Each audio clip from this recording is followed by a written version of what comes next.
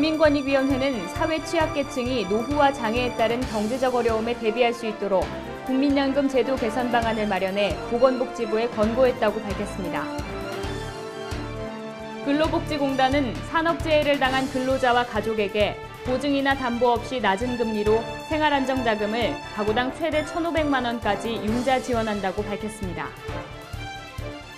경찰청은 앞으로 불륜증거 수집, 불법 개인정보 수집을 위해 불법 행위를 일삼는 심부름센터를 뿌리 뽑기 위한 특별 단속에 나선다고 밝혔습니다. 교육과학기술부는 학교폭력 근절 정부 종합대책에 따라 연내 전국 사립과 공립학교에 전문 상담교사를 500명씩 늘리는 계획을 추진한다고 밝혔습니다.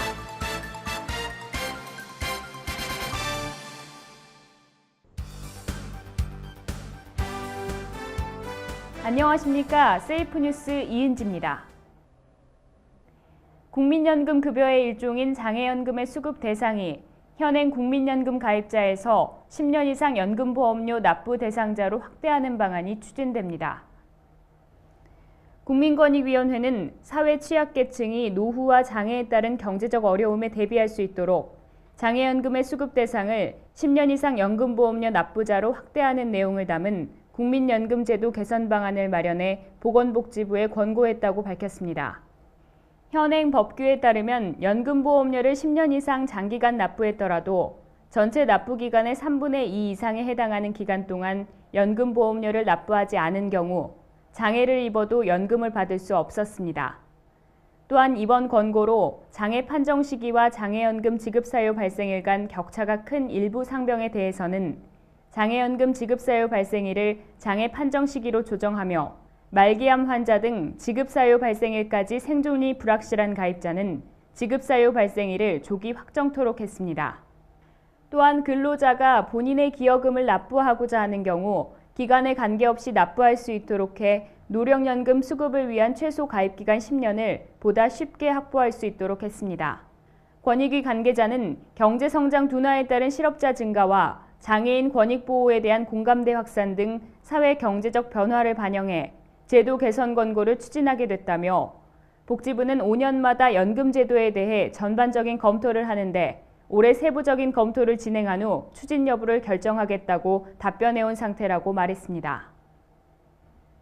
근로복지공단은 산업재해를 당한 근로자와 가족에게 보증이나 담보 없이 낮은 금리로 생활안정자금을 융자 지원한다고 밝혔습니다.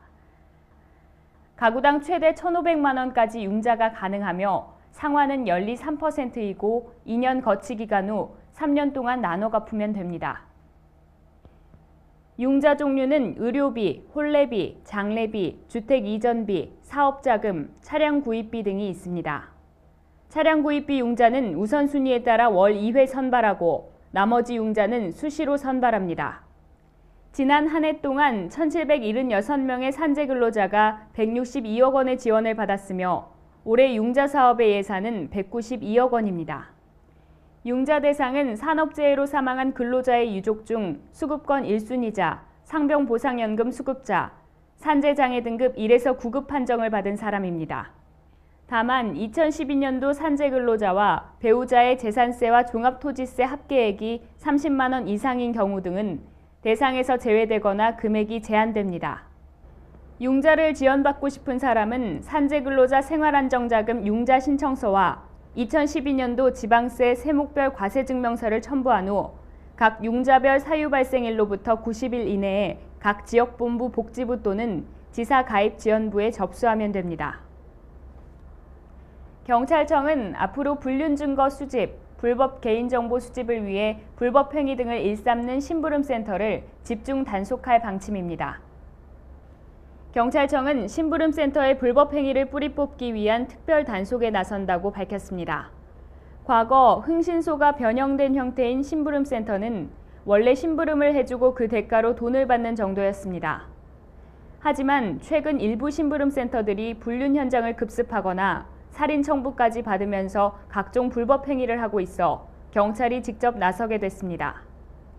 경찰은 현재 전국에 약 1,574곳의 심부름센터가 영업하고 있는 것으로 파악하고 있습니다.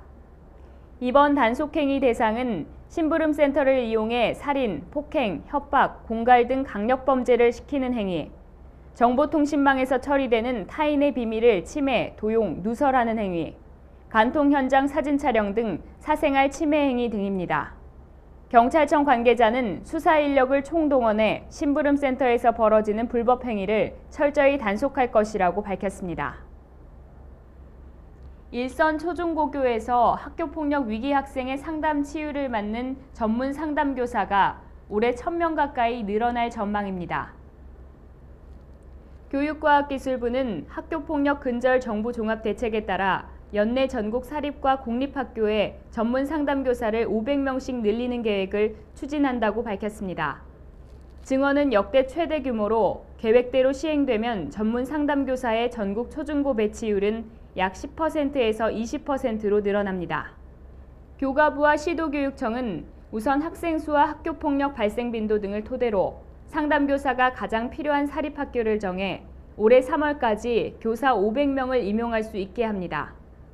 교가부는 해당 사립학교에 주는 교원 인건비를 신규 상담교사 수만큼 증액할 예정이며 행정안전부와 협의를 거쳐 올봄 교원 임용 시험 공고 후 9월 공립학교에도 500명을 추가 배치할 계획입니다. 전문 상담교사는 2005년 지역교육청 소속으로 여러 학교를 도는 순회교사 308명이 뽑히면서 첫 선을 보였습니다. 경기도 내 500명의 초등학교 영어교사들이 소외계층 및 학습부진 학생들을 대상으로 오는 3월까지 개인 가정교사로 활동합니다. 경기도 교육청은 오는 2월 말까지 500명의 교사를 뽑습니다. 일선학교 교사들을 선발해 학생들과 1:1 영어교육을 실시하는 것은 경기도가 전국 최초입니다. 도교육청은 친근하고 재밌는 영어 공부로 자신감과 실력을 키워주고 영어교육 격차를 완화하며 가정의 사교육 부담을 덜어주기 위해 오는 3월부터 365 학생 맞춤형 튜터제를 실시한다고 밝혔습니다. 튜터는 소속 학교 소외계층 학생이나 학습부진 학생의 영어 학습을 살피고 학기 중에는 아침이나 점심시간, 방과 후 등 틈새 시간을 활용해 개별 지도합니다. 방학 중에는 교육청 영어 캠프를 함께 찾는 등 학생 상황을 고려해 기초나 심화학습과 함께 온 오프라인 지도, 가정학습과 연계한 케어학습, 영어 흥미도 신장 등 1:1 맞춤형 교육을 진행합니다. 도교육청은 이를 위해 오는 2월 말까지 500명의 교사를 선정하고 3월부터 본격적인 운영에 들어갑니다. 도교육청은 성과가 좋을 경우 사업을 확대할 계획입니다. 3월부터는 504개 의약품이 전문 또는 일반으로 분류가 변경됩니다. 이에 따라 의사 처방이 있어야 구입할 수 있었던 전문의약품 200개 품목은 일반 의약품으로 전환돼 약국에서 처방전 없이 구입할 수 있게 됐습니다. 기존 일반 의약품이었던 어린이 키미테 패치 등 262개 품목은 전문의약품으로 전환돼 처방전이 있어야 구입할 수 있습니다. 히알루론산 나트륨 0.1% 점안액 등 42개 품목은 동시 분류돼 전문 및 일반 의약품으로 구분돼 사용됩니다. 해당 품목 현황은 식약청 홈페이지를 통해 확인할 수 있습니다. 식약청은 또 시중 유통의약품의 안전성 평가 주기를 기존 20년에서 5년으로 대폭 단축하고 또한 허가사항을 최신 의학학적 수준으로 조정키로 했습니다. 의료기기 재평가 제도는 유해 사례, 부작용 등 안전성 정보 중심으로 전면 개편합니다. 허가된 의료기기를 대상으로 7년 주기로 연간 230여 개 품목을 평가하고 평가 결과는 사용 방법, 사용 시 주의사항 등 해당 제품의 허가사항에 반영됩니다. 식약청은 국민건강보호와 식의약품 안전 확보를 위한 예방 대응 정책을 지속적으로 발전시켜 나가는 데 최선을 다하겠다고 밝혔습니다. 각종 교통법규 위반으로 무인 단속 카메라에 찍힌 촬영 사진을 인터넷 조회 납부 시스템에서 확인할 수 있게 됐습니다. 교통범칙금 과태료 조회 납부 시스템은 단속 내용만 확인될 뿐 무인 단속 촬영 사진이 제공되지 않아 민원이 제기되자 이를 개선한 것이라고 경찰은 설명했습니다. 경찰은 단속에 대한 이의 신청을 해당 시스템상에서 온라인으로 처리하는 방안도 이번에 실행합니다. 범칙금 과태료를 착오로 이중 납부한 경우 인터넷상에서 확인할 수 있고 즉시 환급 신청도 할 수 있습니다. 홈페이지에서 문자 서비스를 신청하면 무인 단속 카메라에 촬영된 이후 휴대전화로 이 같은 사실을 알려주는 서비스도 도입합니다. 또 개인뿐 아니라 법인도 인터넷상에서 범칙금이나 과태료를 조회할 수 있습니다. 경찰청 관계자는 간단한 교통법규 위반 때문에 경찰서나 은행을 방문하는 불편함을 없애고자 온라인 납부 시스템을 확대 강화하고 있다면서 민원인이 원하는 서비스를 앞으로도 업그레이드할 것이라고 말했습니다. 행정안전부는 연말정산에 필요한 민원 서류를 정부 온라인 민원 포털 창구인 민원24에서 무료로 발급할 예정이라고 밝혔습니다. 올해 연말정산 기간은 내달 1일까지입니다. 민원24에서는 주민등록 등초본은 물론 장애인 증명서, 국민기초생활수급자 증명서 등 연말정산에 필요한 서류를 즉시 무료로 발급받을 수 있습니다. 연말정산을 할 때 결혼이나 출산 등으로 부양가족의 변동이 있거나 주택마련저축 공제를 받으려면 주민등록 등본을 의무적으로 제출해야 합니다. 행안부는 아울러 민원24와 유사한 웹사이트를 이용할 때 피해를 입지 않도록 주의해야 한다고 덧붙였습니다. 현재 인터넷에서는 민원24와 비슷한 이름으로 2,000원에서 5,000원의 요금을 받고 연말정산 서류를 발급을 대행하는 업체를 흔히 찾아볼 수 있습니다. 행안부 관계자는 연말정산 기간에는 하루 30만 건의 민원 서류가 발급될 정도로 이용객이 폭주해 서비스가 느려지는 경향이 있다면서 최근 인터넷에서는 민원24와 유사한 웹사이트가 범람하는 만큼 반드시 정부 민원 포털 민원24 명칭과 웹사이트 주소를 확인하고 이용해달라고 당부했습니다. 한국출판문화산업진흥원은 동네 서점이 활기를 되찾도록 돕기 위해 정부 예산을 지원하기로 했다고 밝혔습니다. 진흥원은 문화체육관광부 지원을 받아 서울 홍익문고, 부산 한양서적, 전남 영암서점 등 각 지역 중소서점 10곳에 각각 800만 원을 지원할 계획이라고 설명했습니다. 예산은 이들 서점이 저자 강연, 독서토론, 신앙송 대회 등을 열어 지역 문화의 거점이 되도록 하는 데 쓰일 예정입니다. 진흥원은 사전 심사를 통해 51곳의 후보 가운데 최종 지원 대상을 선정했으며 올해 상반기에 추가로 10곳의 서점을 선정해 예산을 지원할 방침입니다. 진흥원 관계자는 인터넷 서점과 대형 서점에 밀려 지역 서점이 하나둘씩 사라져가고 있어 중소서점의 경쟁력을 키우기 위한 지원책을 도입하게 됐다고 말했습니다. 잠시 후 세이프앤포커스가 이어집니다.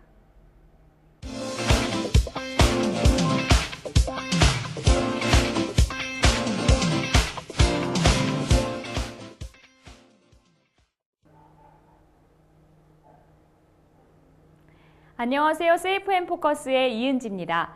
매서운 한파로 추위에 장시간 노출되는 경우 의학적인 건강 문제가 발생할 위험이 매우 큰데요. 손발이 차고 몸이 떨리고 빈혈기가 나타나는 등 이런 증상들이 있으면 저체온증이 나타나게 된다고 합니다. 특히 몸의 체온이 1도 떨어지면 저체온증에 걸리기 쉽다고 하는데요. 아무리 건강한 사람이라도 추운 곳에 오래 있으면 저체온증이 나타나기 마련입니다.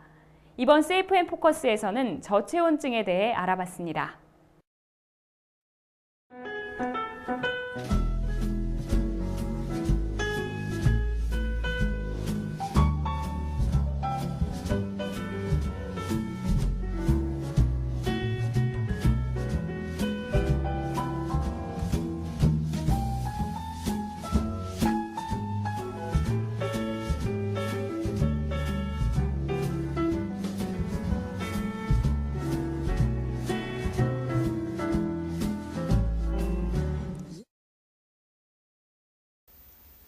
저체온증이란 무엇인가요?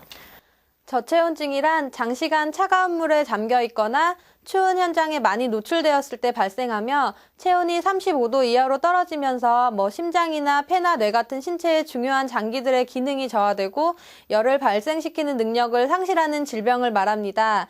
저체온증에 걸리신 분들은 체온이 떨어지시면서 생각이나 행동이 느려지고 동상을 동반하기도 하고요. 어떤 말씀을 어눌하게 하신다거나 피부가 차갑고 창백해지신다거나 몸을 주체할 수 없이 떨린다거나 더 심해지면 멈추기도 하는 이런 분들을 저체온증을 의심하실 수 있습니다.